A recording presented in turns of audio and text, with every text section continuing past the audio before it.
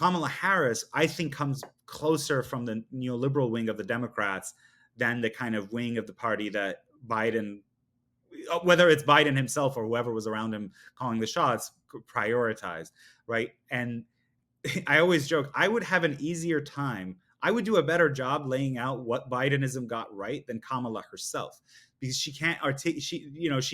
She's saying tariffs are a tax on consumers. It's terrible. It's like, well, do you know? She doesn't know what she's saying, right? Do you know your own administration imposes tariffs? Do you know your? Yeah, I mean, the existence of Kamala Harris, I think, is a great risk for us. Not because I think we're going to lose electorally. We'll find out if I'm wrong about that, but I don't think so. But because it actually, like, the level of intellectual clarity about her own party or supposed movement's goals is so obfuscated that, like, it actually sets such a low standard of what we can expect for ourselves and stops us from having intelligent debates on the right, because we just end up falling into the trap of dunking on Kamala Harris, which is just too easy to do.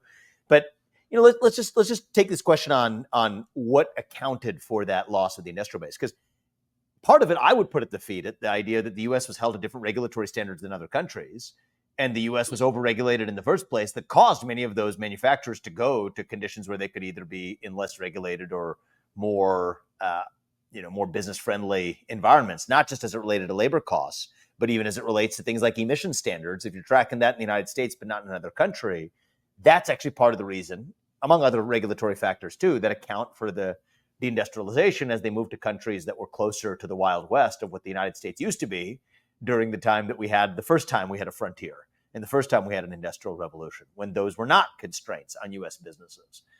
And so I guess part of my objection then to the vision of believing in muscular state intervention, and even in part backstopped by some level of a regulatory state to create that optimistic vision of reindustrializing America, is that was the very source for the deindustrialization in the first place. And we can't possibly trust that bureaucracy to somehow magically will into existence an alternative vision, when in fact that was at least among the causes for deindustrialization in the first place.